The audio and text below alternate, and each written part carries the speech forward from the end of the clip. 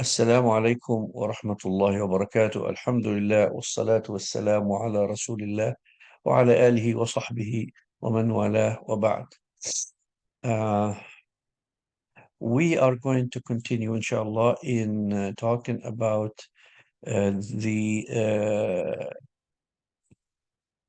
the doubts that Murja raise uh, in order to support their false manhaj,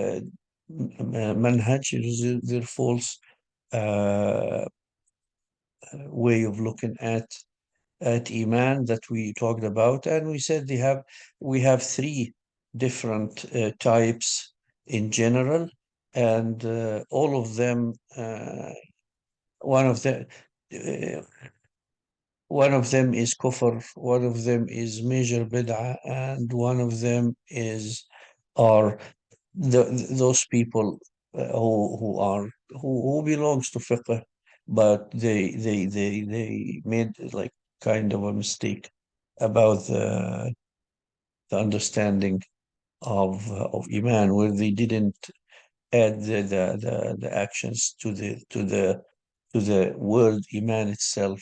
They said iman is the same for everybody, which uh, is wrong, and we don't agree to that.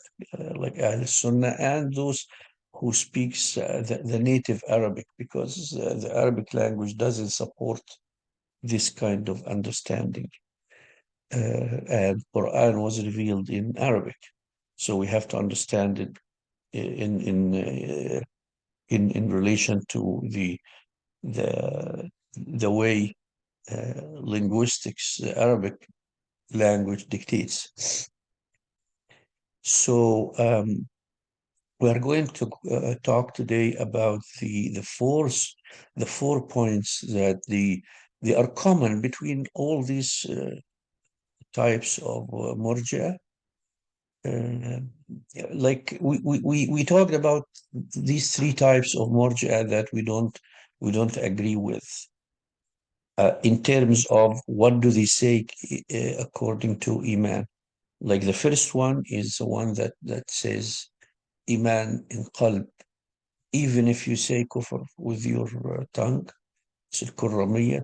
And the second, where they say iman is with iman with heart, the kurramiyya say iman in heart, even if you say with your tongue kufr and everything. And those who say no, iman is the say only. If you say, um, oh, I'm sorry, I retract.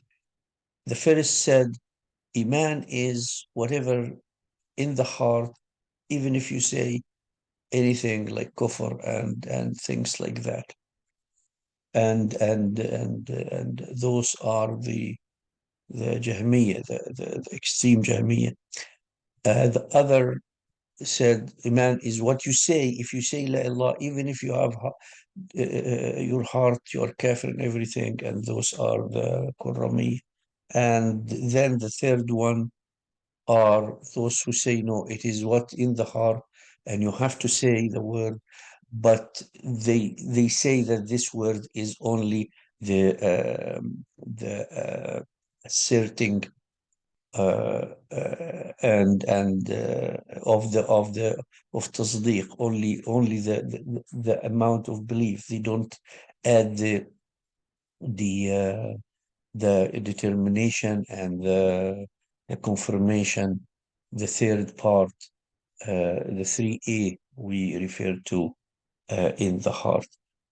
That's one categorization. The other categorization is the murji'ah, and this is important. The murji'ah had three phases along the if we look at it, not ideology base, like timeline base. Timeline, the murji'ah, from when they started until like 100 years ago, they all were saying the same thing, and the general murji'ah, Uh, they were, which is not including the kuffar of them, of course, because these are out of Islam already. No, which is the first two. But the murji'ah that we talk about and we discussed and we said that they say they believe in one and two, not three, A or B.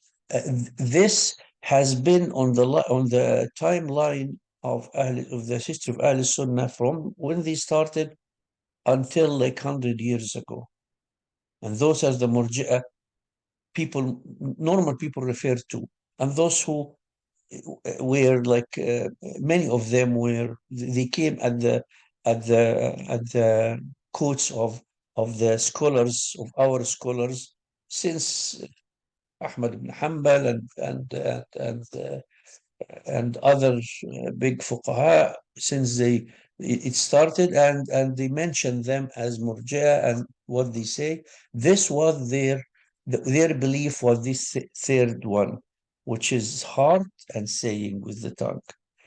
For 100 years ago, a second part was added to that, which they considered that the ruling uh, with other than Sharia and books and the secular ruling with laws other than the laws of Allah subhanahu wa ta'ala, actually is type of masiyah, and it can happen with the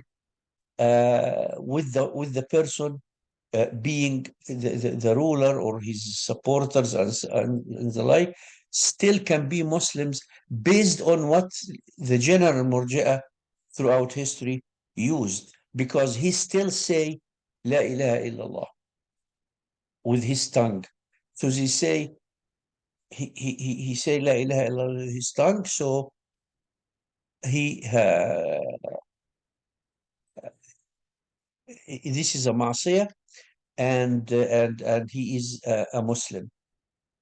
This never appeared in the history of Murji'ah all along the 14th century or 13 and a half until 1930, 1930, 1940, when the first to appear with these people were the like publicly were the Al-Akhwan al-Muslimun, the Brotherhood movement. When they started this, they first didn't discuss this.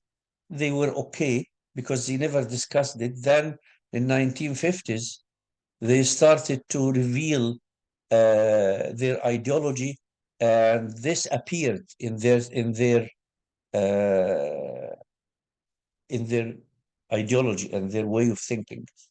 So that was not through history, throughout our history, in the original murji'ah ever, because they never thought that somebody can live under laws that not the laws of Allah subhanahu wa ta'ala. And if any of the regular of the older the murji'ah that we talked about throughout history, if you tell him the Khalifa will adopt these laws that are not made by Allah subhanahu wa ta'ala, they say, oh, this is kufr. Of course, this is kufr. He is doing a kufr. So there was an addition to Murji'ah since 19 surfaced 1950 under the group that was established 1930. So like 100 years ago. This is the second phase timeline.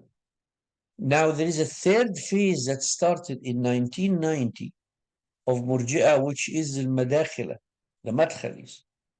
The Madkhalis didn't stop at saying that the ruler with other than the laws of Allah subhanahu wa ta'ala, only a Muslim, like the Ikhwan say, he is a Muslim, but he is a sinner.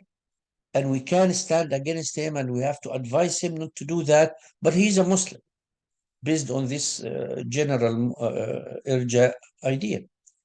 So when the Madkhalis started in 1990, after during the invasion of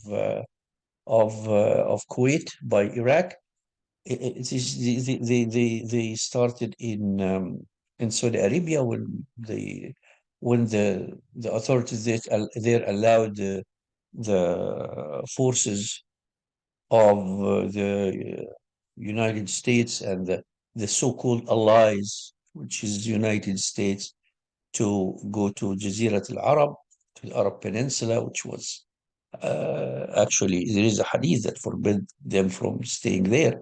So what happened is uh, the the um, this third generation of Madakhila of Murji'a, which is al-Madkhaliya, they said we have to obey him, and he is our wali, he's our wali al-amr. We have to obey him. We can never say a word against him. Whatever he tells us, we do. He's right about everything, even if he come on TV. And they said that literally. They said, if your wali amr commits zina on TV for a couple of hours, or homosexuality or whatever on TV in front of people, he is still our wali amr. We have to obey him, and we can never raise a word against him. And they said that anybody that raises a hand against him, we fight him. That's why they are fighting the Sunnis in Libya against Haftar.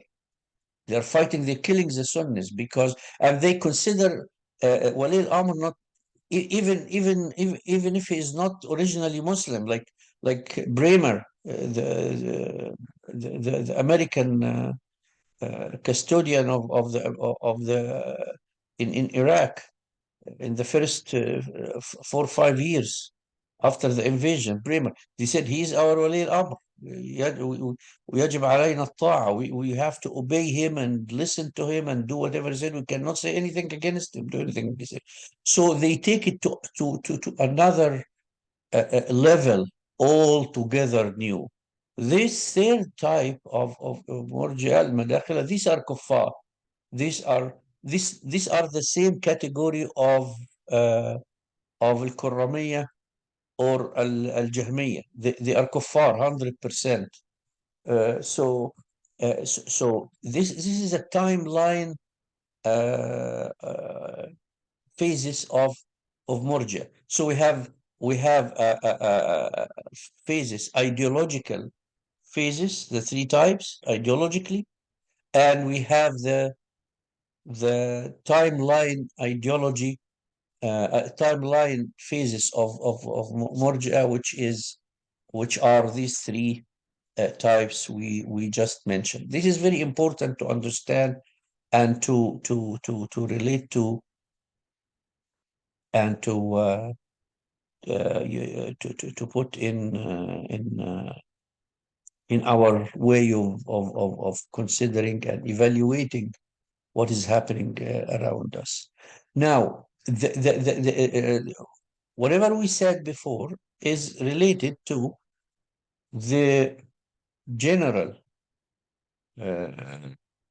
murji'ah that have been over, not the Jahmiya or Qurramiyya, because these are Jahmiya or Qurramiyya. Yes, we mentioned them because they fall under the general umbrella of Murji'ah, but they are kuffar. But the main points we made were about the on the graph and stuff, about the mainstream Murji'ah throughout the history, our history. Now, when we talk about these doubts, they pertain to this this group of Murja, the mainstream as well. So there are four. We mentioned that there are four حكايات الأحوال, حكاية حال, which is a story of an individual, stories of individual that they use. They say, look, it happened in this, and we said that قضايا الأعيان, the rules of specific rules about a specific incident, قضايا الأعيان, and حكاية الأحوال, which is specific stories about individual. These both cannot stand against general rules. The general rules of Ahl Sunnah, they are general because they were constituted by hundreds of hadith. We gather them from hundreds of hadith, and we establish these rules. But these two things, قضايا الأعيان, حكايات الأحوال, the rules of specifics, and the stories of individuals, these cannot stand against and be used to nullify any of the general rules that were established throughout ayat and using a lot of ayat and hadith, because at the end of the day they are one story or two or three, and sometimes one hadith that were understood in a specific way or appear to be opposing to the general rule. The general rule is established upon either a nas, where a nas is a statement that cannot be understood in any different or any other way than what it says. There is no way to make ta'wil or other meaning or anything. That is the nas. Or it was established through going through the meanings of the meaning of the specific meaning of the ruling throughout hundreds of hadith. Like there is, like we mentioned, there is no hadith says that الضرر ممنوع, the hurting people or committing hurt against other is forbidden. There is no hadith. There's one hadith that is very weak. The people of hadith, mustalah hadith, they ruled it as very weak hadith. It's not sahih. So how then one of the biggest rules in Sharia is harm is forbidden, or forbid of the harm? It's because hundreds of stories about Rasul in Rasulullah's life, hundreds of Sirah, hundreds of hadith and ayahs came to mention that fact. Not in this, like not as a text, but it says like in Quran, لا تضار والدة بولدها ولا مولود له بولده. A mother cannot be a subject of hurt by her baby, or a father cannot be the same by his baby. And it was mentioned because we were ordered not to kill our kids. So no harm will come to you if you have baby or two or five or whatever. But what does this mean? It means that harm is not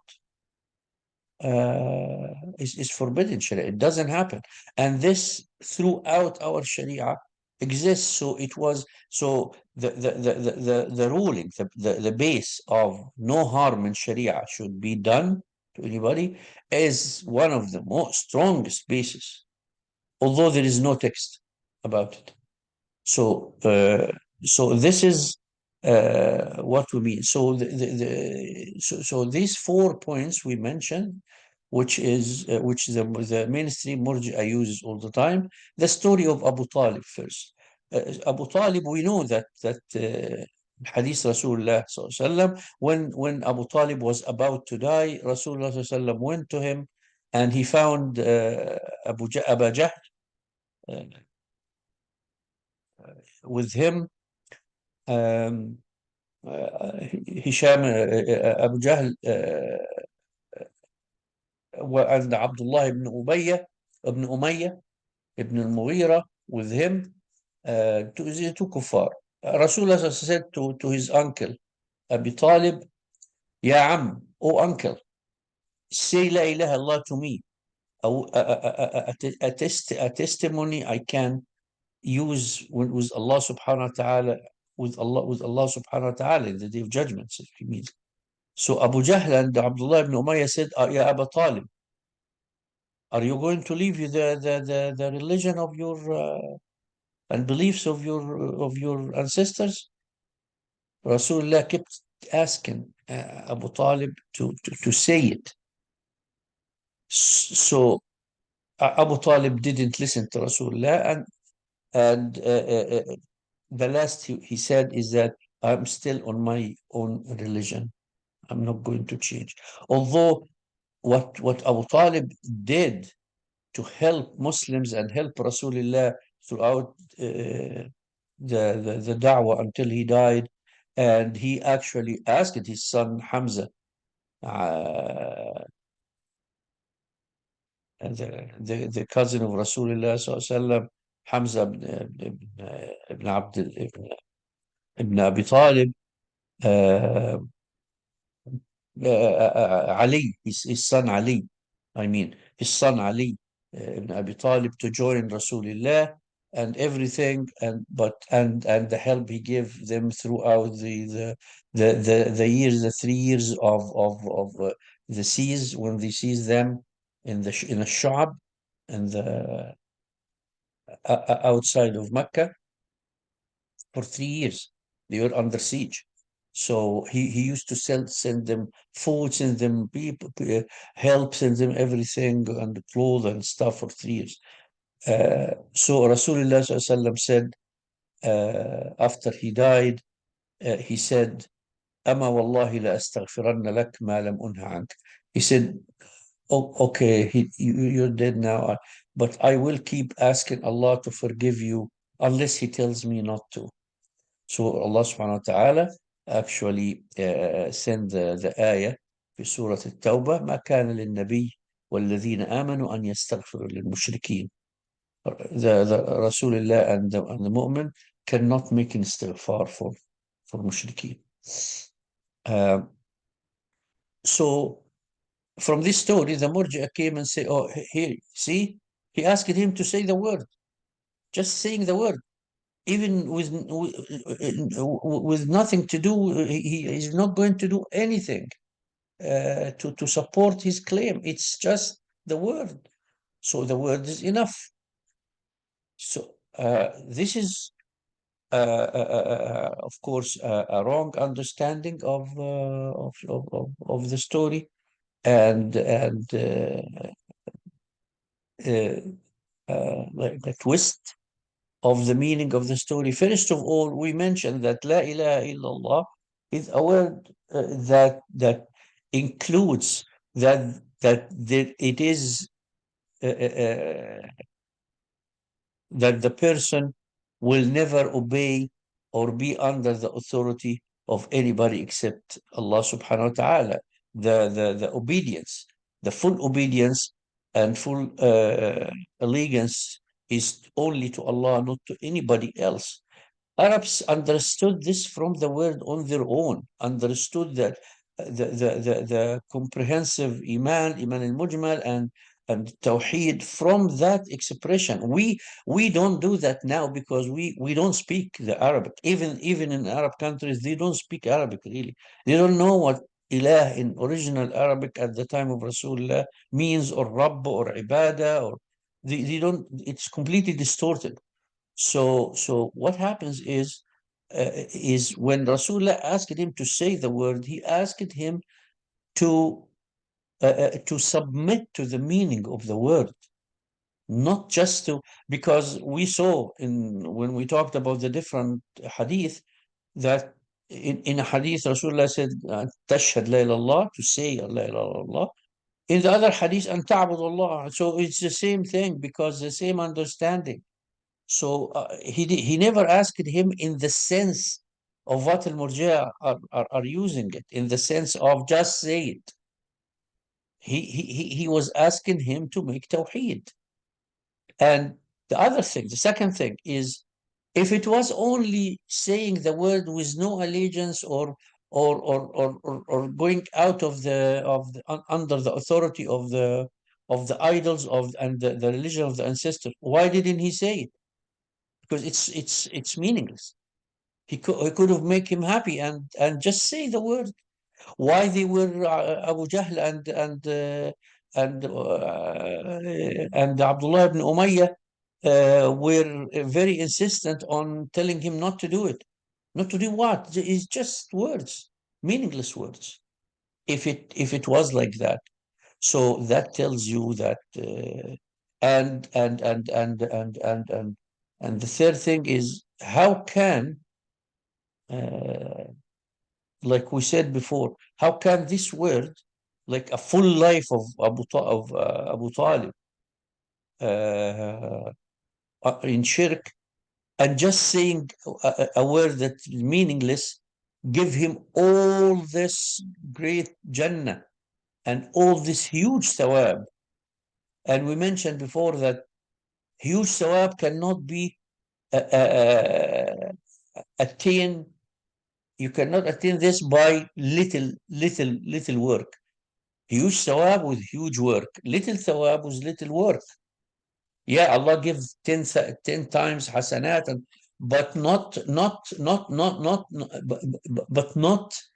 that kind of portions. This is a very distorted portion. Is to say a word, just a word with no meaning, and then you go to Jannat al-Khuld. It it doesn't happen in Islam. And the fourth thing, he said, "Oh, if he said it, he didn't do anything." Yeah, of course, because he would not, if he said it in the sense of understanding it, he was already on his death bed, so he wouldn't be able to stand or pray or make any help to the Muslim. Actually, he did help the Muslim, but he wasn't Muslim at the time, so his work is gone, is not considered.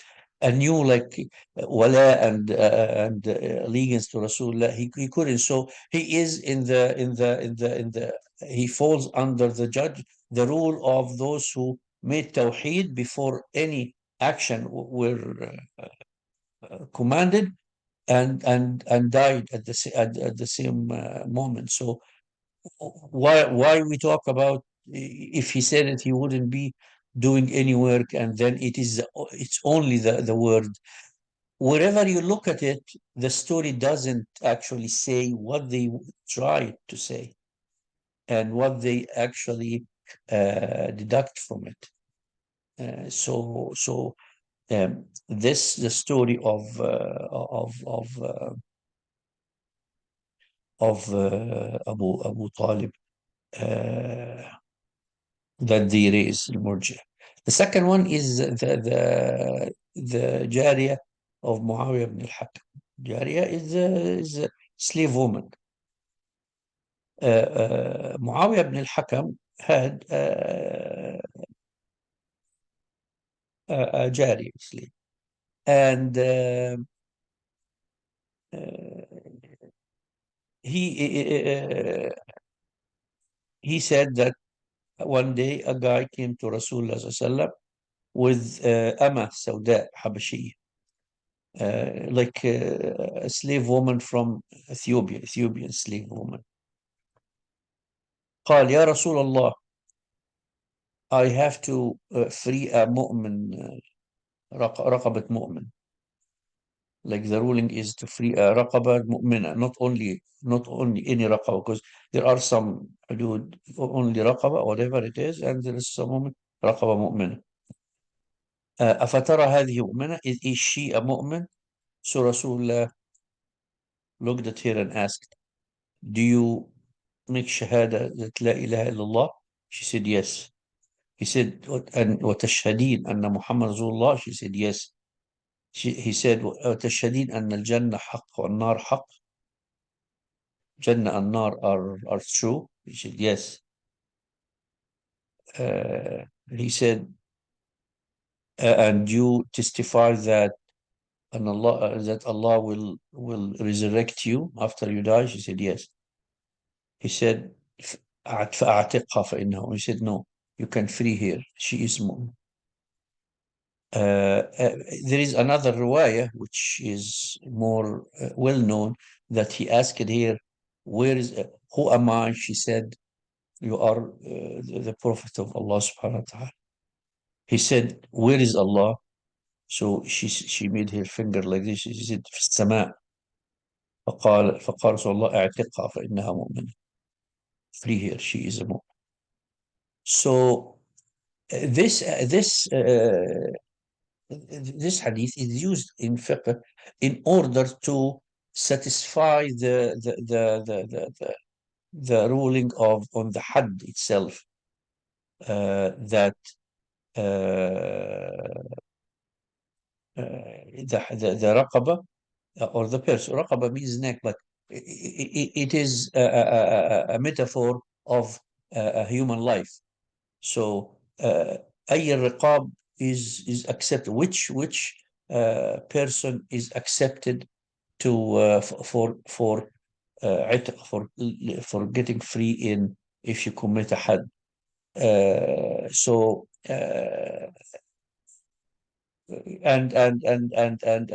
they were talking about the age of the person. Is should it be like adult, or should it be or it can be a young person, like not adult? So that was discussed in fiqh um, in this sense. Uh, uh,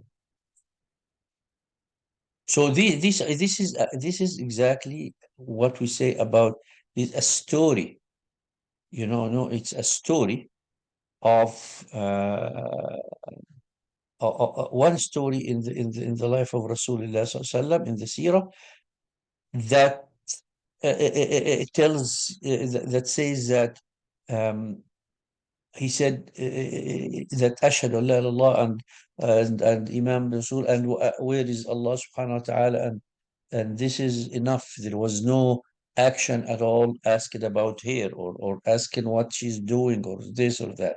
Some of the Ahl Sunnah said this was before any commands from Allah subhanahu wa ta'ala was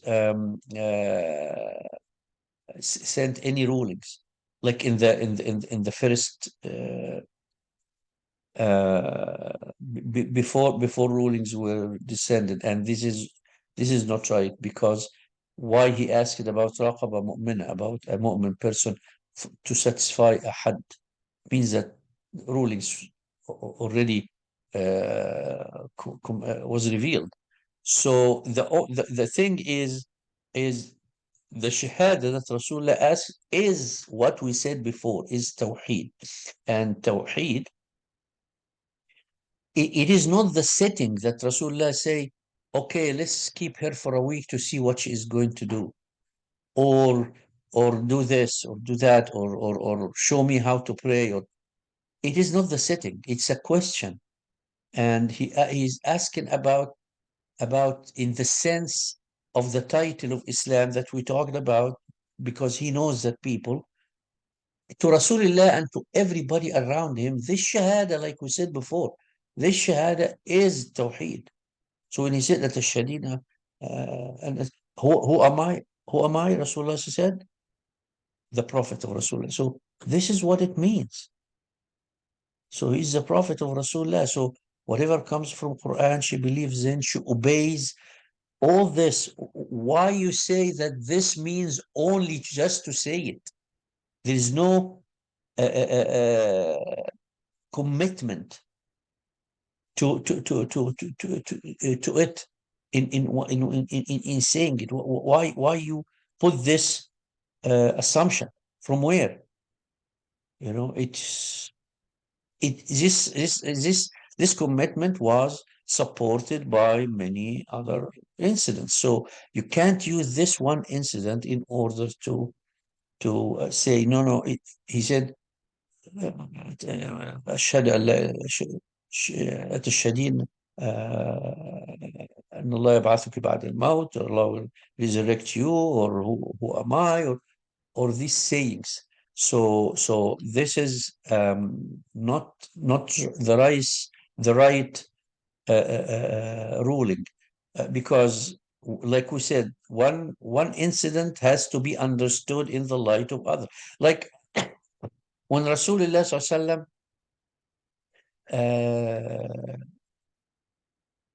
uh, got this kafir at the time, kafir Thumama ibn Athal, and he asked to him, he asked Sahaba to tie him to the main column of in the masjid, to tie him there until he make a judgment about him, Thumama ibn Athal. So does this conflict in a conflict when Rasulullah sallallahu said that mushrikeen cannot enter any masjid? No, nobody of fuqaha said that, because it's one ruling. It has its own understanding and its own incident in the other. But the ruling of forbidding the entering the any of the masajid for mushrikeen is general. It cannot be denied by just one specific. And also in the hadith of the Jariyat Muhammad al-Hakam, actually it answers the Ash'ara, because when she asked Ayn Allah, she said Sama, and she said with her finger like this. Ash'ara said Allah in everywhere, and Ahl Sunnah said لا, Allah في السماء عال فوق خلقه مستقر جالس على عرشه. So that what we can understand from this hadith, not what the Murji'ah say. The third story is about Najashi. Najashi, we know that Najashi is the title of the emperor. Any emperor of Ethiopia is called Najashi, like Caesar, Tsar. You know, Tsar was the title of the emperors of the Roman Empire, like Kisra. Kisra was the title of the emperors, all the emperor called Kisra. Like we call them al-Malik now, king. King is king everywhere, but king of England. So Najashi was a title given to the kings of Ethiopia. So they said Najashi never used the rules of Quran, or he was ruling them by his own laws, the Ethiopians, and and and uh, and he was committed to Islam in his heart, and he told the Ja'far ibn Abi Talib, when they make the first hijrah to Ethiopia with the Mu'mins, escape, like to escape from Quraysh when it happened in so the first one. So because there was two of them, two incident where people went to talk to Kisra, to Najashi. So what happened is they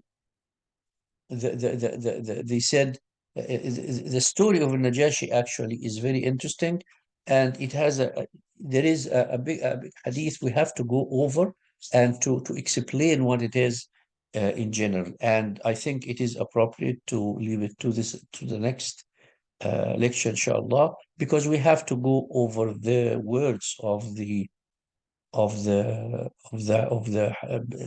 long hadith of and the incidents that happens with Ja'far ibn Abi Talib, and what happened with Amr ibn al-As when he went. Quraysh sent him in order to ask Najashi to surrender the Muslims to him, to Quraysh, and all these things. Inshallah, we will go over it next lecture. Wassalamu alaikum wa rahmatullahi wa barakatuh.